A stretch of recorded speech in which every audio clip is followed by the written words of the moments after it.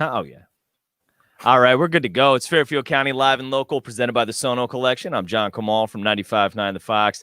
And with me is not Alan Evans Trio, but he's in Alan Evans Trio. It's Chris Yunker. What's up, dude? What's going on, man?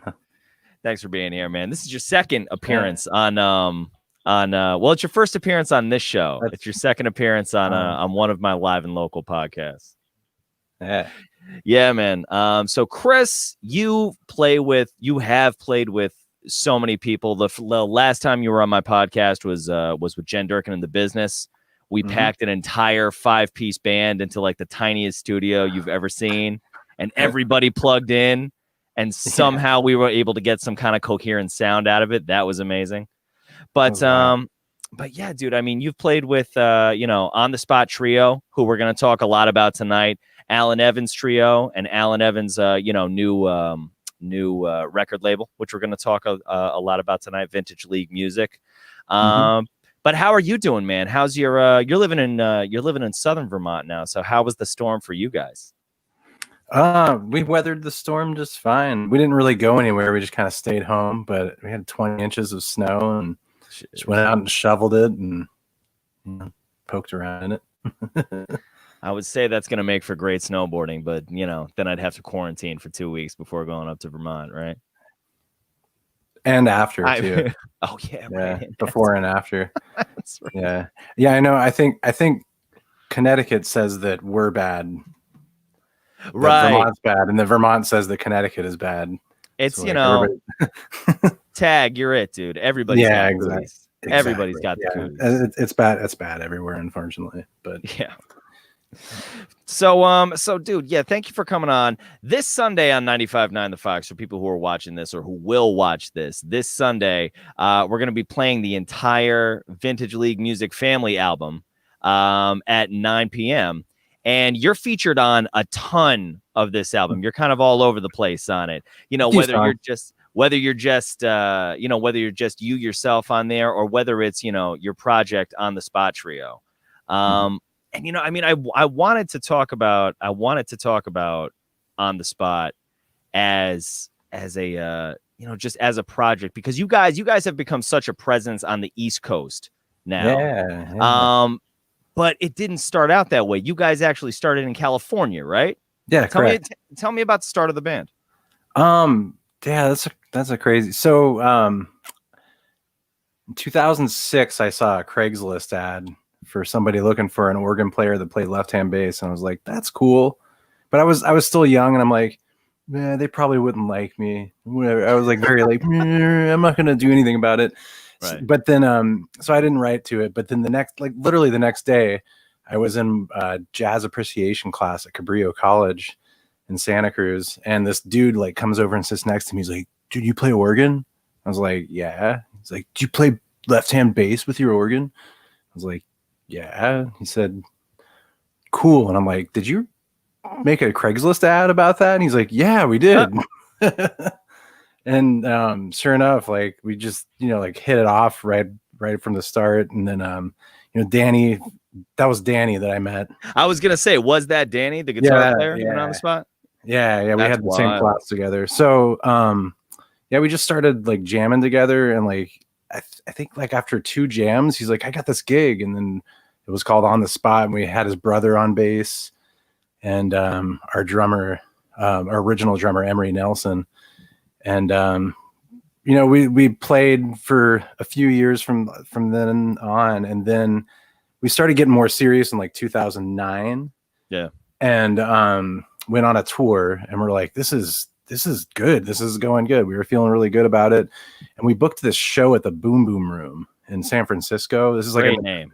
Yeah, it's a notorious place if you've never heard of it. Yeah, it's Johnny Lee Hooker's joint. There's a seat that's designated for him still.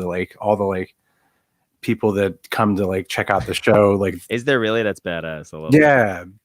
And we knew that Soul Live was playing down the street at a jazz club, and I think Danny's friend at the time was tour managing them, and so we talked Kraz into coming and over and sitting in with us. Eric Krasno, from Lettuce and from many other projects. Eric Krasno band, sure. No, yeah, exactly. Keep going. Yeah, and then like all the other dudes from Soul Live were there. Sam Kenninger came in and sat in. Nigel Hall sat in, and then like Stanton Moore showed up out of nowhere and sat in. It was this is such a great show. It was a crazy night, and yeah, it was really cool. And we met the whole band that night, and got to talking with Alan when we met him, and we heard that he recorded bands. So we talked about him recording our first record. So that's what happened. We came out to Massachusetts, recorded our OTS's first album, Straight Out the Garden,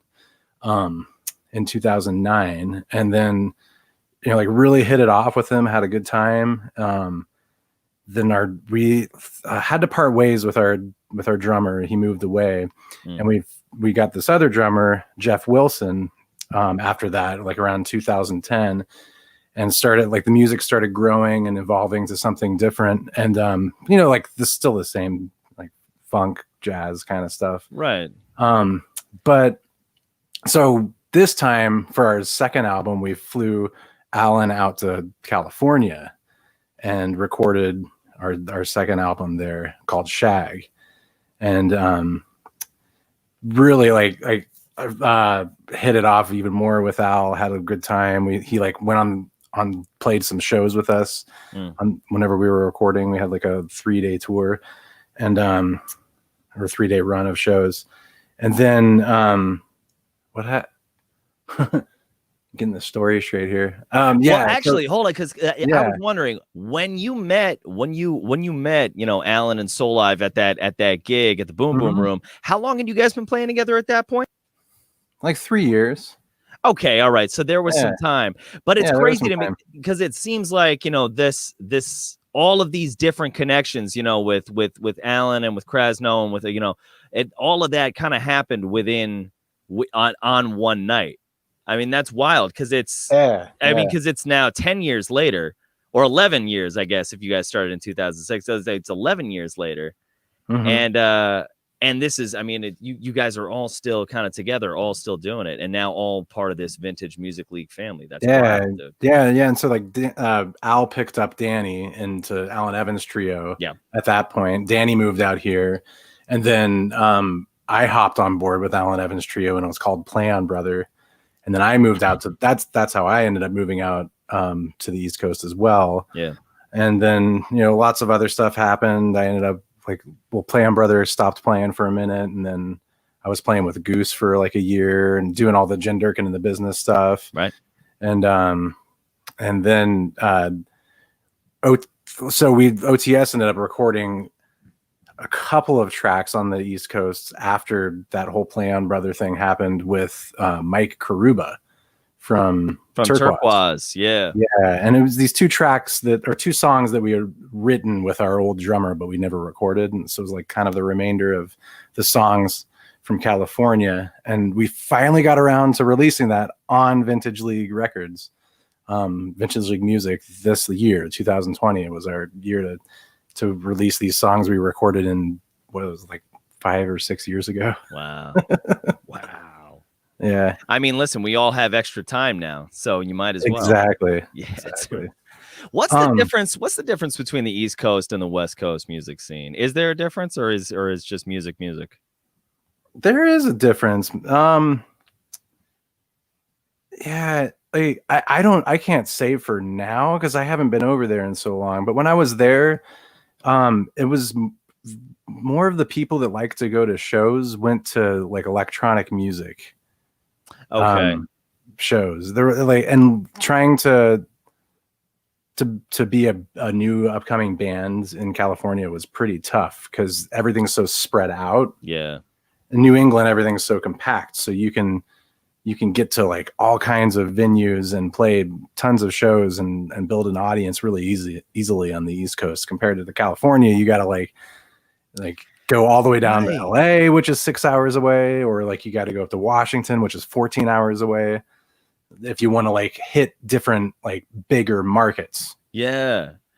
I never thought about that, but yeah, No. I mean, I guess we kind of, because we've got, I mean, obviously New York and Boston being the two largest ones, but then of course there's Burlington, there's Portland, there's Providence, there's all of these places with this great, I mean, Syracuse, not technically in New England, but still within that same kind of area, all of these great towns with their own individual kind of scenes and cultures in them, but all within, I mean, I think Syracuse is probably the furthest town that I just listed, and that's like a 5-hour drive. You know what I mean? Yeah, it's not bad. I never thought about it that way. Yeah, that is interesting. The 5-hour drive we had was Tahoe, which that was a cool market to go hit up. And then Reno's right next to there too. But yeah, everything's really spread out. And then I'd say like the other differences are really like stylistically. East Coast is like, think of it like as the different energies. Like if you're familiar with it, like East Coast is very high energy, like get things done, like now, like do it. Let's like get everything done. So that the music's like that. It's like powerful and like in your face, like West Coast is more of a back attitude. Everybody's like, I'll get it done when it gets done, man. So like the music kind of reflects that attitude. And you can hear that like in our music too. And those older albums, like it's got a more West Coasty vibe, like laid back vibe. And now like the new track, it's more like crunching in your face. Now we've gone through so many drummers. We had our first initial drummer, Emery Nelson, our second drummer, Jeff Wilson, who plays with Future Birds. And then Mike Karuba played with us for a while. And then I saw you guys when Mike was playing with you guys. It was great. Oh, it did. Yeah, was that in it was at Bryac. Black Rock? Oh, okay. Yeah, it was in Black Rock. I'm pretty sure it was at Bryac. No, it wasn't the acoustic, it was Bryac, yeah. Oh, it would have. I think the only place we played with Karuba was the place in between Bryac and the acoustic, right next to the acoustic. It was like for Black Rock Rocks Day. Oh. Was it? Oh, Walrus? No, what's the one right next to the acoustic? I can't think of the name. Not the Toe Talk. Yeah, the Toe Talk. It wouldn't be able to fit you. Wasn't it the Toe Talk? We packed in there. You can see it on, I think it's on YouTube. It might have been at the Toe Talk then. Maybe I'm not remembering that correctly. Yeah, Dave Peck, MK Devo recorded that. It's on YouTube. Oh, right on. I'm gonna have to look that up. What do you like about the trio dynamic? So like just to like for people who are watching, just to put this in context, we've referenced Alan Evans trio a couple of times, On the Spot trio. Danny is Danny Mayer trio, who I've seen I've seen before. It's a pattern with you and with the musicians that you work with and work around. What about that particular dynamic, the trio dynamic, are you attracted to? It's like a freedom because you don't have as many people. Like the more people you get involved, the more tight knit you got to be, and like make sure that all your parts are on point, and you can't really like astray too far, especially like once you start getting up into 7, 8, 10 people. But there's this magic thing that happens with the trio. Maybe it has something to do with like a triangle or like geometry or something. I'm sure that's involved with it, but like, especially since I'm covering bass lines, like where I'm at, I'm covering with covering bass and melodic ideas. I can like kind of take it wherever it wants to go, and also just like follow Danny melodically. I'm the only melodic person following another melodic person, and then we have a drummer who's like supporting the whole thing and laying down their part. But yeah, there's just so many places you can go with a trio that you can't really go with more people in a group, because there's I guess it's like clearer communication on a subconscious level, and as well as like telepathic level. It's clearer and streamlined because there's not as many people involved. Like it's easier to get to that. Yeah. What I was going to ask was, is it Is it like a form of telepathy? Because I've heard great musicians argue both sides, that it really is just some like sixth sense kind of thing.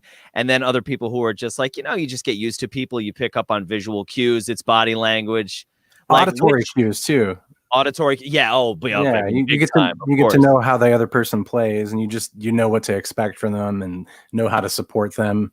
And it gets to the point, and you're like, anytime I'm on a gig with Danny, it's just like, I don't even have to think about what to do with him, because we've been playing together for so long, and things just like happen. And then the cool thing about that too is, now that we don't play with each other as much, because he's got Star Kitchen going on, he lives in Philly.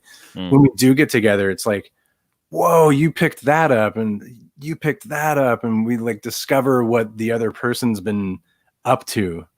Oh, so you can not only do you link back in with each other immediately, but you link back in and then also pick up on the new stuff that they've been playing since the last time. Yeah, you guys got together. There was one of this last time we got together with A3, like both of us were just laughing at each other, like, like it gets so exciting to like see what the other person has like been doing and working on. Without even having to talk about it, you just play through it. Yeah. Well, because a lot of what we do is really just we have this shells of a song, of all of our songs, and then really we chalk it up to the moment and what's going on in that moment, and do a lot of improv based on that shell of a song that we have. Right. I mean, the obvious example is, I guess, the meters, which is, what most people would recognize. It's just, you've got the hook, and then you kind of work around it. You work around that individual riff. I was listening to, what was it? Soul Banshee off of one of your older albums just a little while ago. Just the way that you kind of take an idea and just get every bit of meat off of that. Yeah, it's just, I mean, it speaks to the connection that the two of you have. So my question is, you mentioned earlier that there's so many drummers that you've gone through.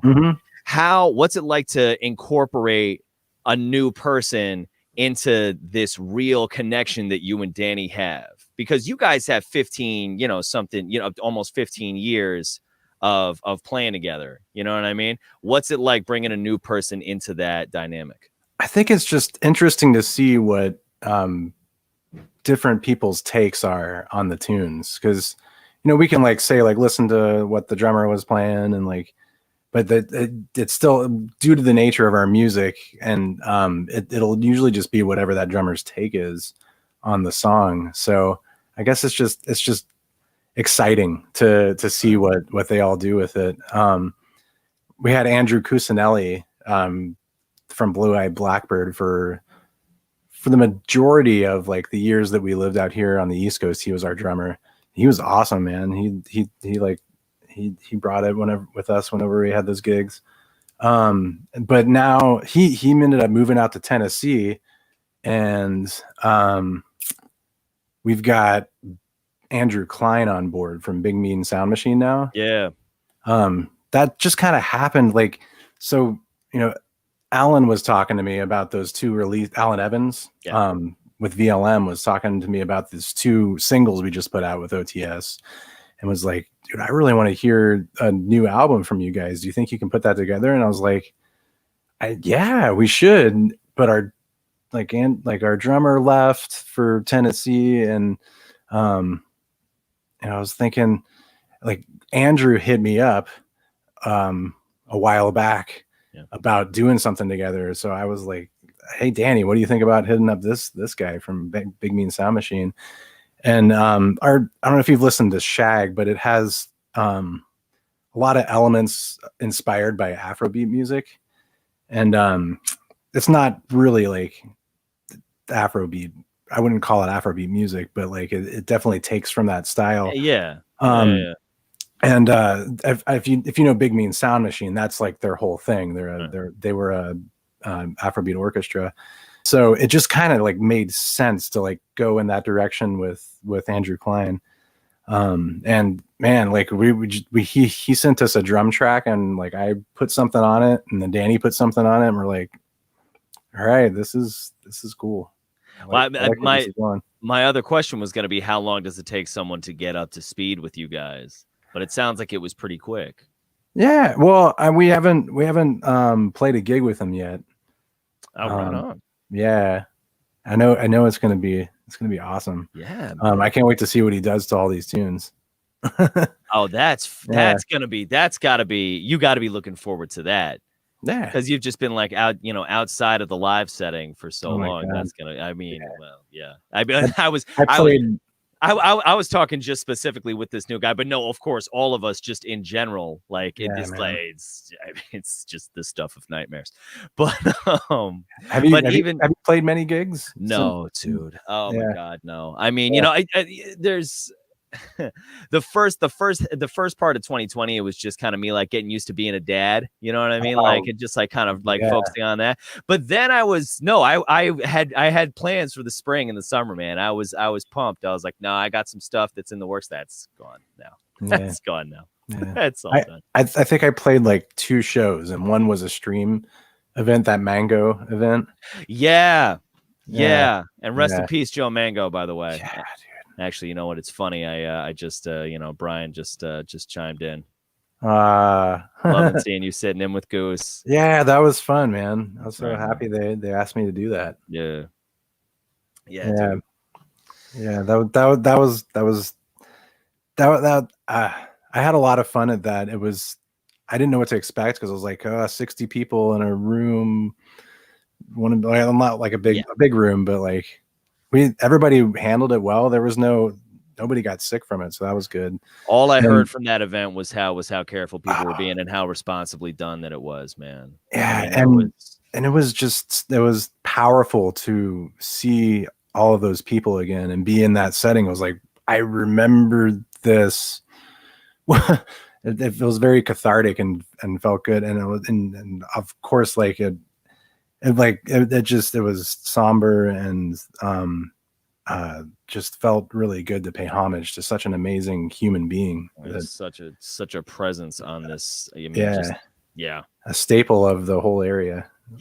No, big time. And if you don't know about Joe Mango, you should find out. This guy was, we have soup stock thanks to him. We have, if you ever saw a show at the Bryac. If you ever played a show at the Bryac, he made you sound better than you really were. And I say that from personal experience. He was the only sound tech that I would trust to turn down my equipment. I never one time did he not tell me to turn down. I had to turn down every single time, but it worked. It always worked. Yeah. And I was always skeptical, and I was always wrong. Yeah. Every time. Every time. Oh, God. Oh man, yeah, that was an incredible event. It was God, what a guy. It really is just too bad. It really is just too bad. Yeah. So I did that, and then I played a random gig at the New Park Brewery with Fuzz and Adrian. That's fun. For a sit down audience. It was cool. Yeah, it was cool. Yeah. I love playing with those dudes. Yeah, dude. Another trio. Right, exactly. See, that's what I'm saying, man. Noticing a theme. All right, before I let you go, I gotta ask you about vintage music, about Vintage League Music. Sorry, I always mix that up. I always say Vintage Music League by accident. But by Vintage League Music, brand new record label from Alan Evans. Alan, who you of course have so much history with, have worked with for so long. Tell me about working with him now as a label head. It's been great. We've done like the Alan Evans trio thing. I've been recording my music over at his studio, Iron Wax Studios. I recorded my solo album there, and I just love working with him. He just understands music in a way that like makes sense to me. And we have also put on we did this other band, I guess it's like our duo. We were making lo-fi beats, and then it ended up just being like a cool project called 7 Day Weekend. That's cool. And that's out on the record label. He put that record label together with his partner, his business partner in the UK, Rob Fleming. His band's company. So it's kind of like the two of them. It's the two of them, like, whole thing. So they've got the stronghold in the UK and the stronghold out here in the States, like, working together to build this cool label. But I think most of the bands multinational, bro. Yeah, exactly. Most of the bands that are on it are in the US, I think. Right. Yeah. But I mean, I've had a chance to listen to this compilation album, which, you know, features. Is it every single person who's signed to the label who's featured on this thing? I think so. Right. I'm pretty sure. Yeah, it's everybody that's been involved so far. It's just such a cool, funky mixed bag of so much. There's so much interesting music on this thing, which is why I'm happy. And for people who you know, if you just tuned in, we're going to be playing all of Vintage League Music Family album, which is you know, the new compilation album from Vintage League Music, Chris Younker's label. That's going to be. I wouldn't say my label, but fair. OTS's label. Yeah. Well, no, sorry. It's the label you're signed to is what I meant to say. It's Alan Evans. Alan Evans' label that you are signed to. So your label in that sense. But I got you. But yeah, dude.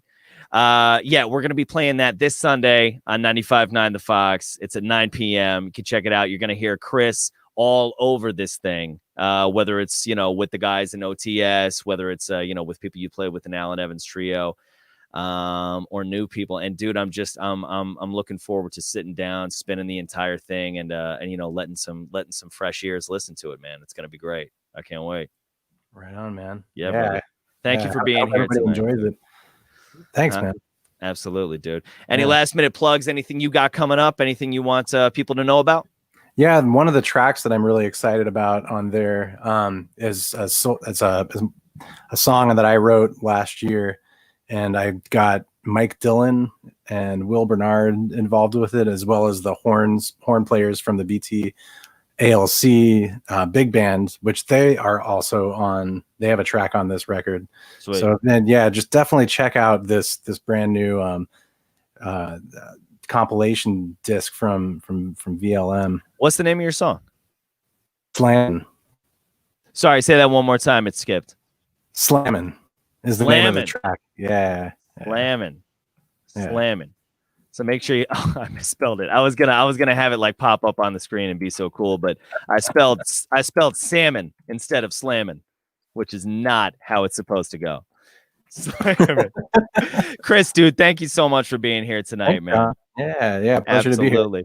Sunday night on 95. Absolutely, brother. Sunday night, 95.9 The Fox. We're going to play all of Vintage League Music's family album. It's going to feature Chris Younker and many other incredible musicians. Thank you for listening tonight. Thank you for supporting live and local music in Fairfield County. Save our stages, support local artists, and listen this Sunday night. Chris, thanks again, bro.